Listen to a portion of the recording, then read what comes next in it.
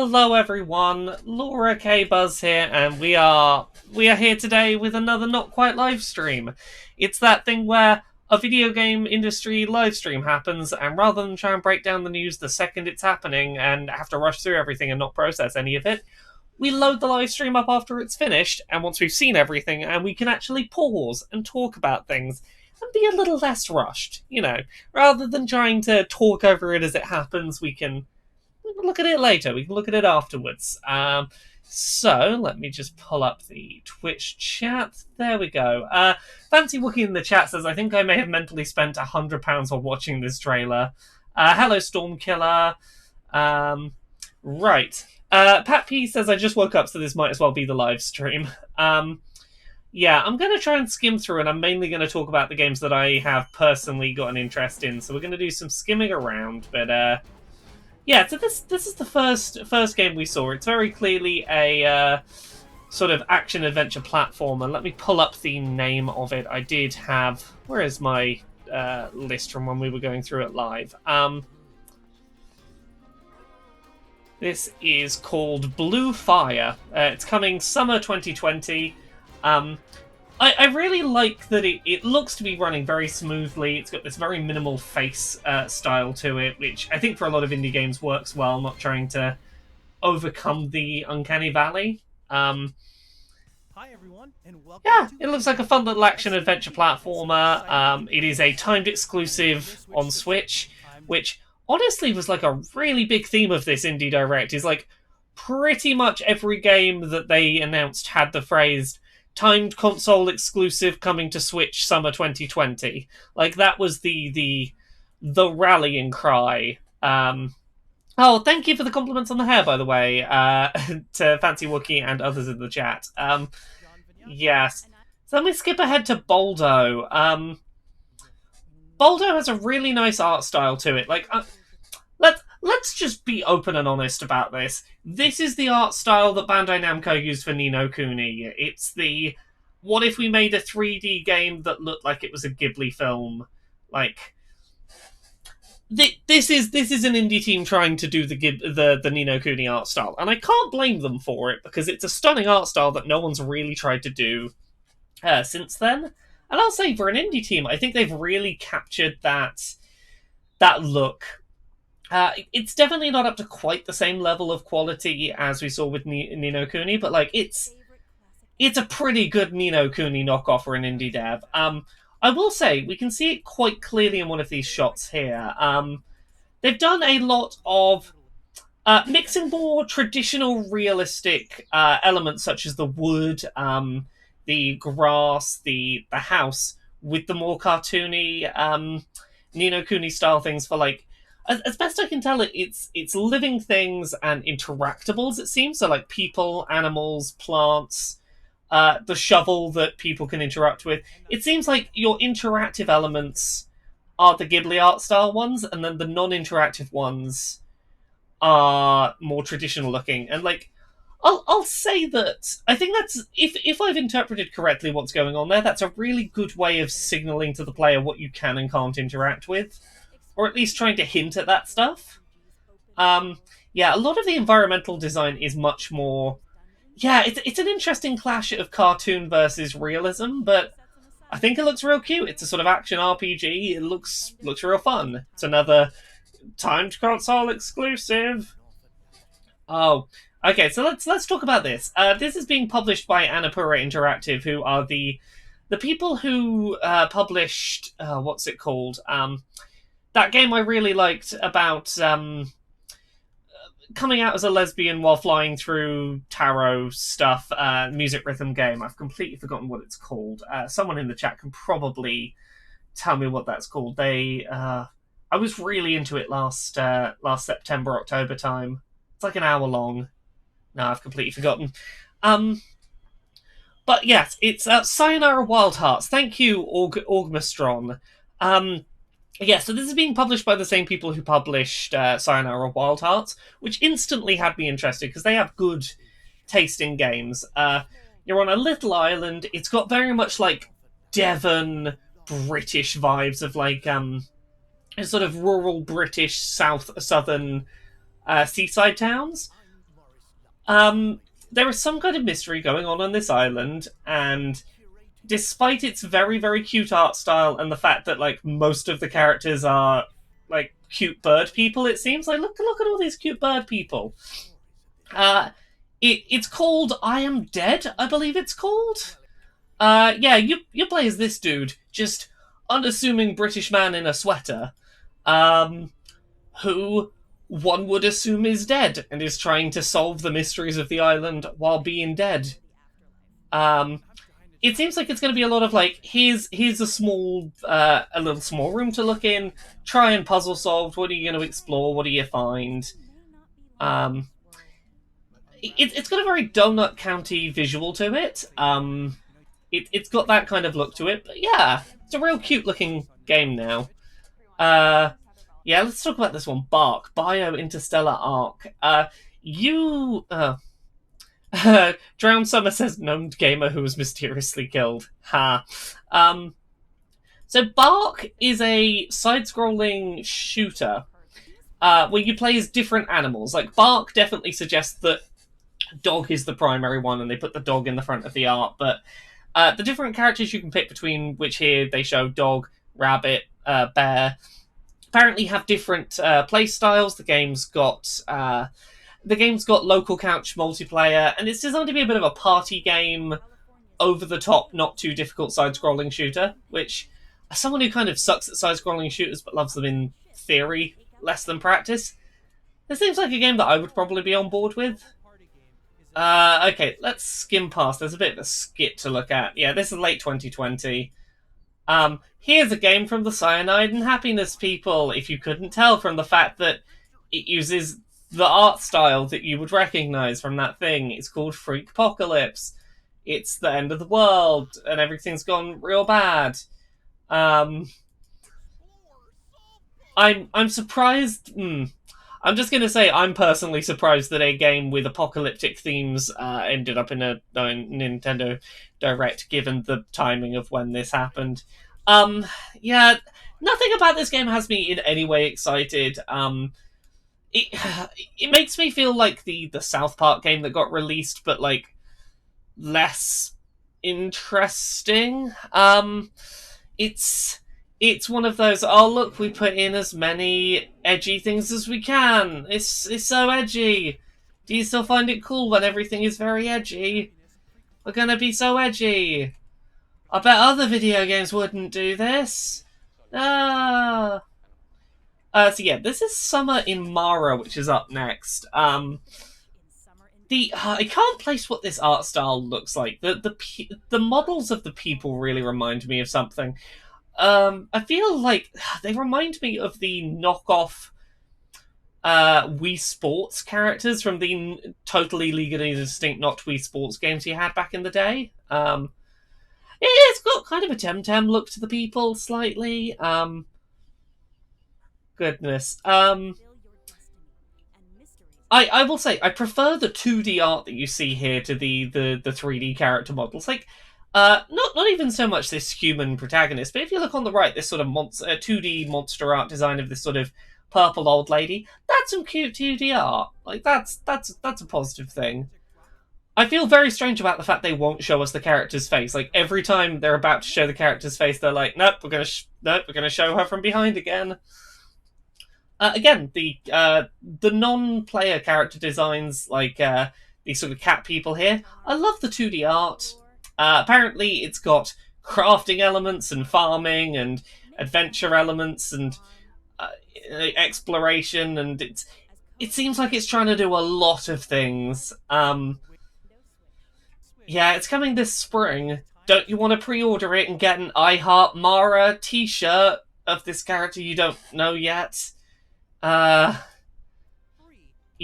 the I Heart My Game's Protagonist t-shirt for pre-orders seems... I don't know, that felt weird to me. Okay, yeah, Quantum League. This is probably mechanically the most interesting game that I saw in this, the one that I'm most interested by. So there's no denying that the environment design here is supposed to look like Overwatch, but yeah, the basic idea, if you haven't seen this, is it's a online competitive shooter in either 1v1 or 2v2 teams where you play in multiple rounds, and let's say your character runs up the left-hand side, gets killed as soon as they hit the top of the ramp in their first round. Second round, you'll have a ghost of your character go up and do that same thing and probably die where they did, unless you kill the person that was about to kill them, and then, oh no, what happens now? It's like a time loop shooter? And I think that's a fascinating idea. So you have to sort of... I like the idea of maybe trying to sneak in and blend in with your past selves and use them as cover to do something interesting. I'm on board with any game that has a female character with neon-coloured hair with shaved sides. You know, obviously. But I'm curious how many loops will be persistently available at one time, how many rounds there will be.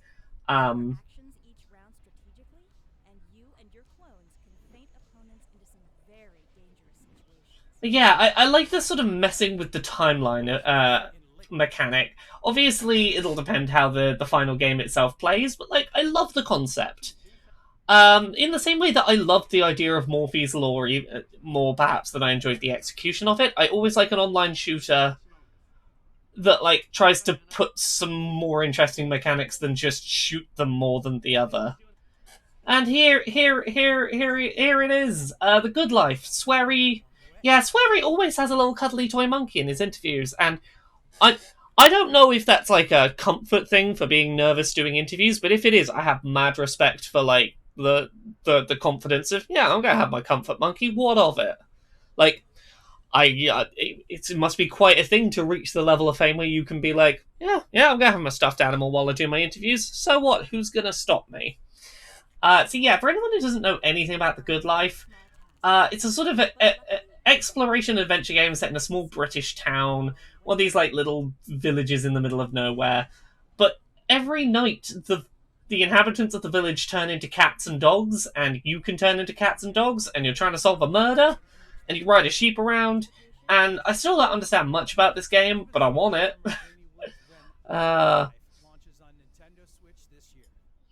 Fancy Wookie says, the only thing I don't get is this game is like, if you go to a hospital, apparently that increases your debt. Yeah, it's a debt. Trying to escape from debt is a big part of the narrative. Yeah, for a game that is like set in the UK, it feels weird for you to incur medical debt. That being said, the NHS in the UK is getting dismantled as we speak. Brexit is hastening that. I wouldn't be surprised if by the time this game comes out, you do have to pay for out-of-pocket medical insurance in the UK, because everything's getting a bit depressing. Yeah. Medical debt Animal Crossing in Britain, but you turn into cats and dogs is the gist of that one. Yeah, Hello Games. This is the No Man's Sky people. They've shown this game off in CGI trailers, but not gameplay before, I don't believe. What is it called? Let me pull up where is my list of what things are called? The Last Campfire, that's it. It appears to be a sort of journey-esque puzzle exploration game. I want to get a pause on this little character, this adorable little character's face. I've instantly fallen in love with this little blue character. Look at them, they're so sad for all of these characters that have turned to stone, or the colours drained from them, or whatever has happened.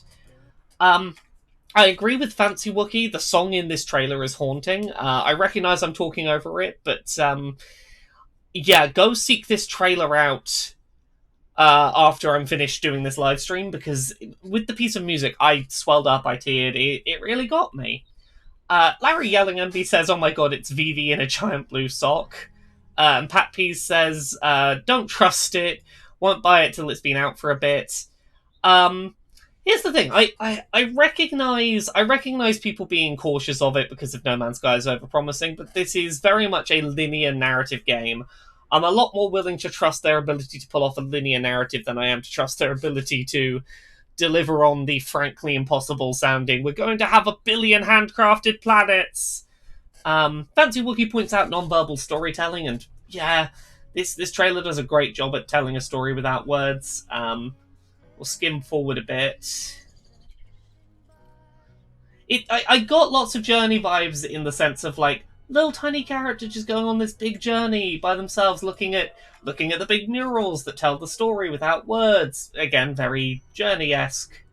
The sort of lonely, somber nature of their adventure. Yeah, the sort of like sadness of, oh, it's all very sad. Oh, he brought the fire to the person, and the person's just about coming back around, and he's all sad because there's a skeleton here, and he's trying. That's the shot that got me, where he's stopping to like comfort the skeleton. I'm like, I feel like this is a game that I'm.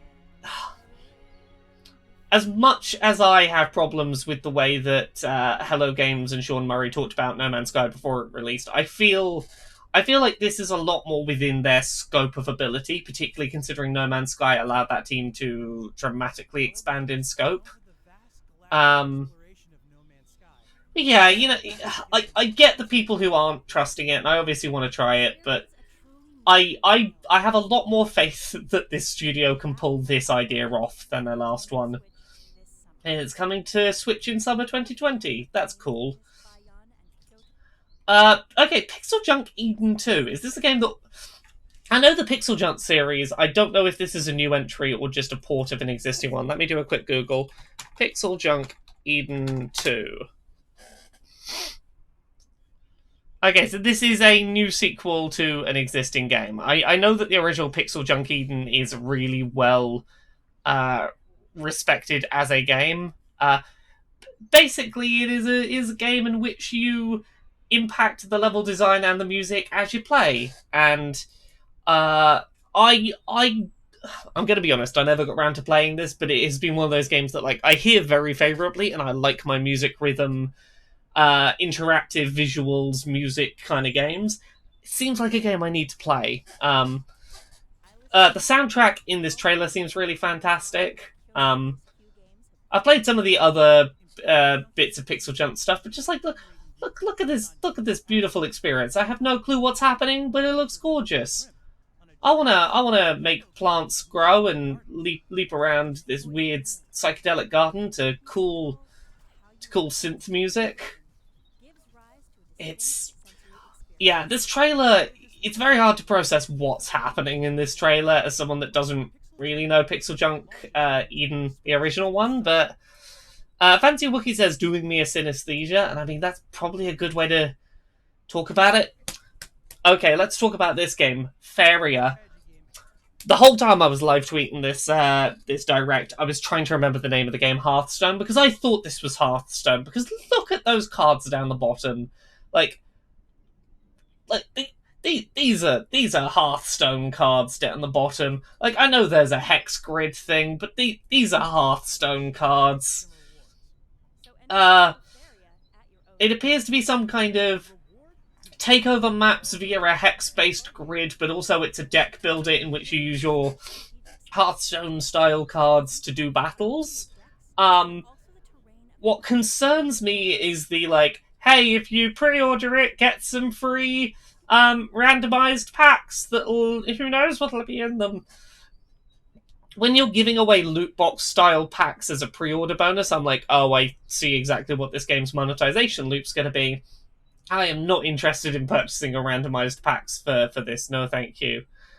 Yeah, Pappy's in the chat says it's kind of like Card Wars from Adventure Time meets Hearthstone.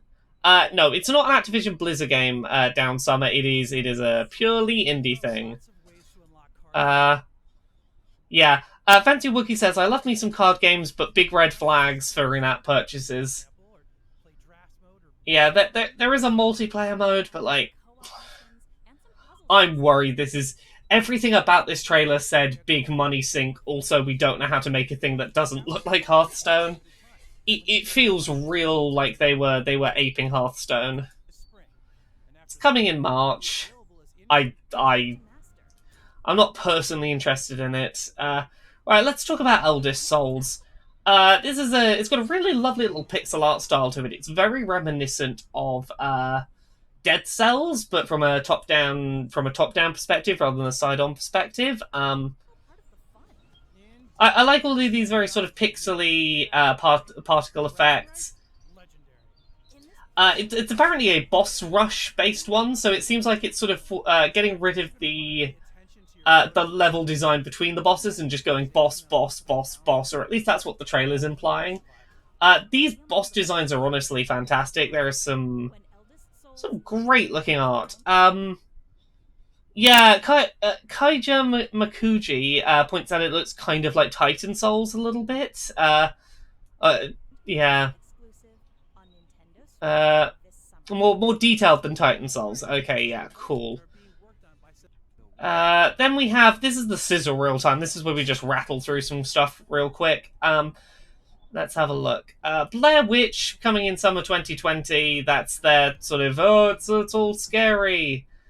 Ghost of a Tale, you play a rat, you do a little adventure game. You're in a world of anthropomorphic rats. They're all very evil. Go save the toads and whatnot.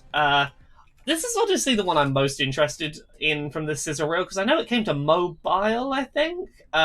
So Sky is the first game from that game company, who are the Journey people, since they left Sony to go do their own thing. I've wanted to try it, and it's mainly been a case of I don't want to play it on mobile, so I will, yeah, I'll play that on Switch. It looks like beautiful that game company flying around stuff, which, I mean, they're always pretty great. So yeah, this is a side-scrolling shooter with interesting character art design. They're very, I don't know how to describe them. What am I thinking about these character designs? I like the character designs, but I can't place. There's something about them I can't put my finger on. Sorry. This is actually my favorite. This is my actual favorite thing in the direct sizzle reel. So if you've not seen Superliminal, it is a game about shifting perspectives and non-Euclidean geometry. So like you see here, you look in the room. That's like, if I line myself up at the correct angle, that's gonna look like a cube. Oh no, I made it look like a cube, and now it's a physical cube. If I, for example, let's have a look at this piece of dice. If you take a piece of the dice and then sort of walk backwards, so it's further away, it now is physically bigger because you've fucked with perspective a bit. Yeah, you take this tiny little doll's house. Yeah, my brain still struggles to conceive of this. So you take a small doll's house off a table. And then because the perspective looks like it's shifted, it's now bigger, and you just make it big enough to walk inside. Like, that game is fucking wild. Fancy Wookie says, this isn't the one that's been doing the rounds on Twitter with the Polaroids, question mark? No, that is separate. The Polaroid tech I want to see be a game. This is not that. This is a very similar kind of, my brain doesn't like it, but it's a different concept. Wingspan I can talk about because I played the board game / card game of this like literally over the weekend. So there is a board game. It's primarily a deck building card game, but with dice, and you're basically trying to collect various birds to score points for various objectives. The special abilities the birds have are based on the real lifespans, habits of the birds themselves. You lay eggs, you collect food to feed your eggs and to feed your birds. You're basically trying to score as many points as you can with this sort of this really cute bird collecting card game. Looking at this trailer, I need to stop and see, like, it certainly seems like it's presenting some kind of story mode. But like, if you pause here, let me go back a couple of frames. This is very definitely the card game that I played the other day. Down the right-hand side, you have your various food resources. You're building up eggs. The bird cards have all the same mechanics on them. So I'm guessing like it's a single-player version of the board and card game.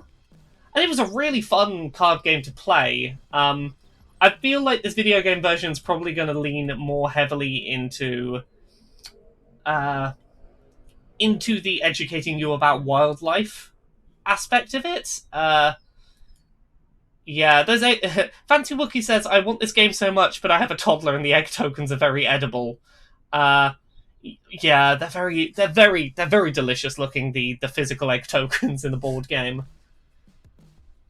Uh, yeah, you're right, Fancy Wookie. The board game does have a single player mode, and you make a good point. Maybe that is what's being shown off here.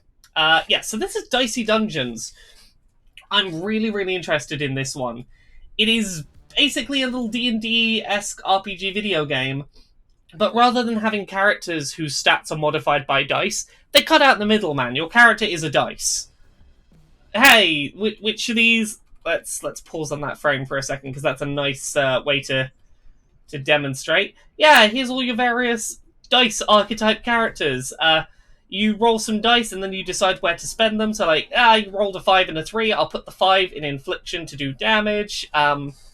Yeah, it's as far as I'm aware, it just a sec. Kaja Makuji in the chat has apparently played this already. So if you could give any, oh, apparently it's free or pay what you want on PC right now. Goodness. Yeah, they may be able to answer if it's only D6 dice, but I love the concept of this. I love the theory, even if I don't know many of the specifics. But I will have to go and download that, knowing that it's... yeah, apparently it is, in fact, only D6 dice. Goodness, yeah. I will go download that, I think. Bounty Battle looks sort of like a side-scrolling... it looks like a 2D fighting game, but with indie game characters, because I recognise if we can get a good... Oh, if I can get a good shot... I know that this one in the middle, in the luchador mask, is from Guacamelee. There's a lot of these other ones I'm not recognizing, but I recognize the Guacamelee dude. Moving Out. It's one of those silly party games about trying to move furniture in co-op where the controls are really complicated and a little bit like, oh, what's the kitchen-based game where you're trying to cook things and it's all a bit chaotic. Feels a lot like that. I can't remember what the name of it is. I think that's Team 17 as well. The kitchen-based one. Overcooked, yes. Oh, okay, so for that dice game, apparently the developer made his game... Oh, yeah, made his games, including Dicey Dungeons, VVVVV, and another one, completely free because people are self-isolated and he's trying to give people stuff to play while self-isolated. That's really lovely. That's a really nice gesture. But yeah, no, this is basically Overcooked if you were moving furniture with a friend.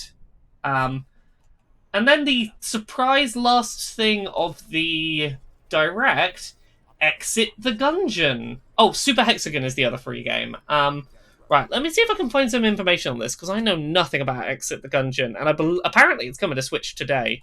Exit the Gungeon. Let's pull up some information. So I'm reading about this from the Steam page quickly. Exit the Gungeon is a bullet hell dungeon climber immediately following the adventures of the misfit Gungeoneers and their journey for personal absolution in Enter the Gungeon. It's a dungeon hell bullet climber. It's become a paradox. The Gungeon has become a paradox and is collapsing. Armed with an ever-changing weapon, an insatiable need to loot, and the trusty dodge roll, each of our heroes must ascend and escape via their own route of increasingly perilous elevators. Yeah, so it seems like it's much more focused on side-scrolling one-on-one elevator encounters rather than the sort of top-down nature of the original game. Apparently, Exit the Gungeon was originally one of those timed exclusives on Apple Arcade. Yeah, it feels like a lot of those are finally starting to get onto other stuff. But yeah, it looks absolutely gorgeous. Lots of small encounter-based rooms, dodge the bullets, shoot everything. It's got that Enter the Gungeon art style. I would far rather play this on Switch, where I have buttons and analog sticks, than on Apple Arcade, where I do not. That's a real cool-looking game, and I'm glad that that is available to play today. I'm no good at Enter the Gungeon. I will never be any good at Exit the Gungeon, I doubt. Although it's side-scrolling, I tend to do better at side-scrolling than top-down when it comes to shooter-type stuff of this nature. But yeah, comes out later today. So yeah, that is the bulk of the stuff from the Nintendo Direct. I think honestly, Nintendo's been doing a really good job of marketing the Switch as the indie machine and doing a good job of communicating, here's what's coming, here's when it's coming, we've got cool stuff, we're making a big deal about it, plus it's available in portable mode, which is a benefit we have over basically either of the other consoles. It makes sense. It's a good, sensible tack for them to take. Right, I've got a couple of minutes. If anyone's got any questions while I'm here, I will answer those. Otherwise, tomorrow I will be back live streaming. I'm going to be doing some more Roller Champions tomorrow night at 9 p.m. UK, 5 p.m. Eastern, 2 p.m. Pacific for probably like 3-4 hours because I'm really digging that game. Yeah, no. Otherwise, I will be heading off because I need to continue playing through. I'm working on coverage of Persona 5 Royale for Polygon, which will be ready soon. That game is real long, and it's taking me some time to get through, but I will have some coverage soon. But yeah, other than that, thank you very much, everyone, for watching. This has been absolutely lovely. Komiyan in the chat, I'm so glad to hear you've started a Nuzlocke. The emotional roller coaster is eating you. Sinue, I'm glad that the advice I gave yesterday was helpful. Larry Yellinghamby says, how can I get my hair that same colour as yours? Because god damn it looks good. Manic Panic, their turquoise hair dye, absolutely fantastic. It stays in my hair so well and it gets this lovely shade of blue. But yeah, thank you so much everyone for watching. I think I'm going to leave it here for now. Have a lovely rest of your day. Bye.